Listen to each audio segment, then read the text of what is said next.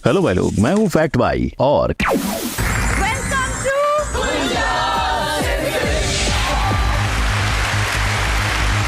क्या ये सुनकर आप भी नॉस्टैल्जिया की सवारी में बैठ गए हो? तो रुक जाओ, थोड़ा पानी पी लो, क्योंकि आज इसके साथ हम जानेंगे कि क्यों अंताक्षरी जैसा घरेलू शो लोगों के बीच इतना हिट होने के बावजूद बंद हो गया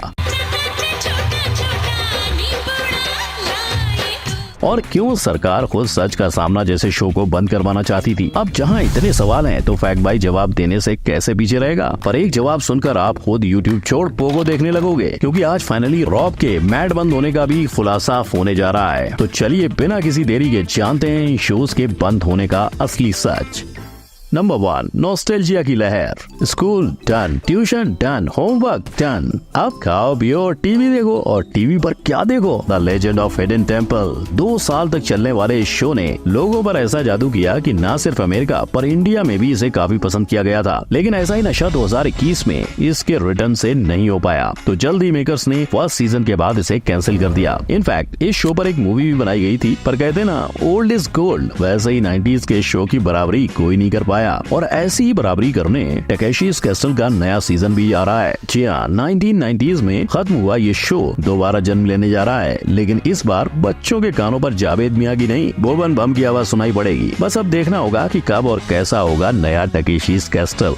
नंबर 2, खुशियों का दरवाजा। खुल जा सिमसिम, ये कहते ही हजारों लाखों के गिफ्ट्स आपकी आंखों के सामने, और ये नजारा इंडियन ऑडियंस के लिए कोई सपने से कम नहीं था। मगर हर सपने की तरह ये सपना भी खत्म हुआ। इस शो के प्रोडक्शन हाउस ने शो बंद होने पर कहा कि शो में एडवर्टाइजर्स को खुलजा के पोटेंशियल के बारे में अंदाजा नहीं था, और शायद इसीलिए अमन वर्मा का हिट शो 2004 में टीवी से अलविदा हो गया। लेकिन अमन वर्मा ने हार नहीं मानी, उन्होंने अपने किरदार को निभाना जारी रखा, और शादियों में भी उनका ये एक्ट सबको पसंद आने लगा। पर भाई लोग, यहाँ से उनके करियर ने वापस ट्विस्ट लिया और खुलजा सिमसिम के दरवाजे दोबारा खुल गए। ये चमत्कार 2013 में हुआ, जब रिलायंस बिग प्रोडक्शन ने शो को बिग मैजिक चैनल पे लॉन्च किया। मगर इतनी पॉपुलैरिटी पाने वाला ये शो फिर कभी भी स्टार प्लस में एंट्री नहीं मार पाया। नंबर 3, सच का खेला। ये खेल है ऐसा जहां झूठ बोला तो पड़ जाएगा महंगा, और शायद इसीलिए यहाँ सब सच का सामना करते थे। और भाई लोग, ये शो लोगों के बीच मशहूर क्यों नहीं होता? यहाँ लोगों को दूसरे लोगों की निजी जिंदगी में झांकने का मौका जो मिल रहा था। लेकिन जहाँ शो प्रचलित होता चला गया, वहीं इसके खिलाफ गवर्नमेंट ने भी बैन जारी कर दिया। इतना ही नहीं, इस शो को बंद करवाने दिल्ली के कुछ लोगों ने भी नोटिस भेज दी। लेकिन सबसे बड़ी कंट्रोवर्सी तब खड़ी हुई जब इस शो के एक एपिसोड को देख आगरा की पल्लवी ने खुदकुशी कर ली। और जब शो इन सारी मुसीबतों और कंट्रोवर्सी से घिर गया, मेकर्स के पास और कोई चारा नहीं बचा और शो को अचानक बंद होना पड़ा। ऐसा ही एक शो अमेरिका में भी आता था, जिसका नाम था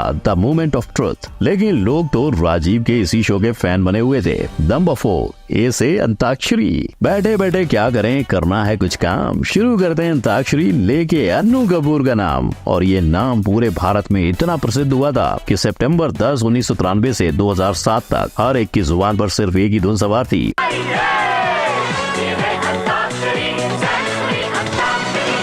जहाँ कई टीम्स जीती तो कई थी हारी, लेकिन अन्नू कपूर का जादू रुका नहीं। पर अब अंताक्षरी का दौर जाने की सबसे बड़ी वजह उसके कमर्शियली फ्लॉप होना है। इनफैक्ट अंताक्षरी को टीवी पर दोबारा लाने के लिए खुद अन्नू कपूर ने कई बड़े चैनल्स के दरवाजे खटखटाए थे। और तो और अन्नू कपूर इस बात से भी नाराज हैं कि आजकल टीवी पर सिर्फ वल्गर चीजों का ही बोलबाला ज्यादा होता है। पर अपने नॉन वल्गर और फैमिली शो होने के कारण अंताक्षरी ने कमबैक किया है, और अब बिग एफएम ने अन्नू कपूर को फिर होस्ट बना डाला। और अगर आपका दिल इससे भी नहीं भरा तो आप क्रेड की मस्ती भरी ऐड को देख सकते हो। क्रेड का डॉ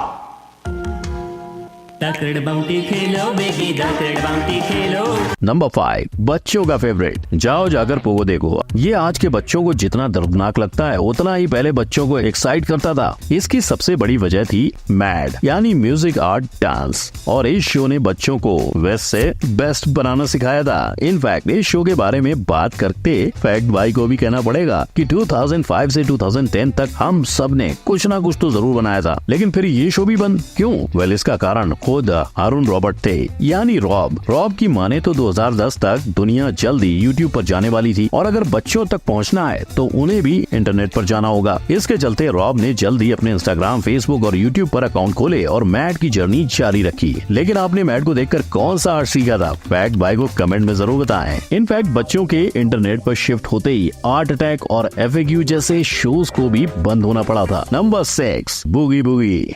1 2 3 बू। आ गए ना बचपन के दिन याद? अगर हाँ तो उठा लीजिए टिश्यू पेपर्स, क्योंकि फैक्ट बाय बूगी वूगी के बंद होने की दर्दनाक वजह लाया है। ये शो इंडिया का पहला डांस शो था और इसीलिए आज तक इंडिया का हर बच्चा इसे अच्छी तरह पहचानता है। इनफैक्ट जावेद जाफरी इस शो को वर्ल्ड लेवल पर ले जाना चाहते थे, लेकिन मेकर्स ने उन्हें ऐसा करने से मना कर दिया। और जब 1996 से 2014 तक शो ने लोगों को एंटरटेन करने में कोई कसर नहीं छोड़ी, वहीं मेकर्स ने बूगी वूगी के राइट्स को नेपाल में बेच दिया। और तो और इस बिके हुए राइट्स से नेपाल ने बूगी वूगी नेपाल की शुरुआत कर दी, जो कि वहां का पहला इंटरनेशनल डांस शो बना। लेकिन अगर इस शो की वापसी की बात करें तो ये ना तो जावेद, नवेद और रवि के हाथों में है, बल्कि सारी चीजें शो के चैनल और नेटवर्क के हाथ में है। नंबर 7, शाहरुख बना होस्ट।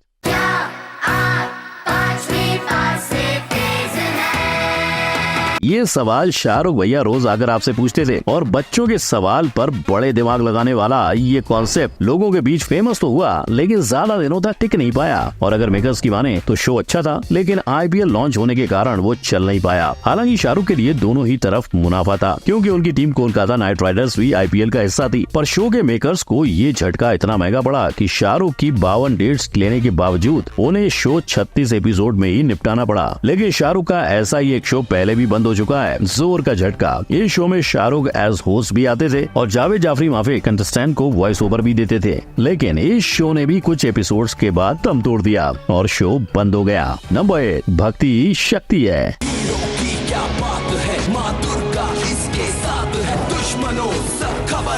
और ये धुन सुनकर हर बच्चे का संडे शुरू हो जाता था। हीरो टीवी शो इतना फेमस रहा कि लोगों ने सुमित पाठक को मूवीज से निकाल के सीधा अपने दिल में बसा लिया था। मगर 2 साल तक सीरियल जारी रखने के बाद अचानक मेकर्स ने हीरो का दी एंड कर दिया। लेकिन जल्दी हंगामा से हटके हीरो का रीरन बिंदास चैनल पर शुरू हुआ, पर वो भी जल्दी खत्म हो गया। और इसके पीछे कई रीजंस हो सकते हैं, जैसे पैसे खत्म होना, एक्टर्स का निकलना, या फिर मेकर्स की कहानी का एंड हो जाना। अब वजह जो भी हो, हीरो लोगों के बीच अभी बरकरार है। लेकिन उसी समय लोगों के बीच एक और शो आया था जिसका नाम है गली गली सिम सिम।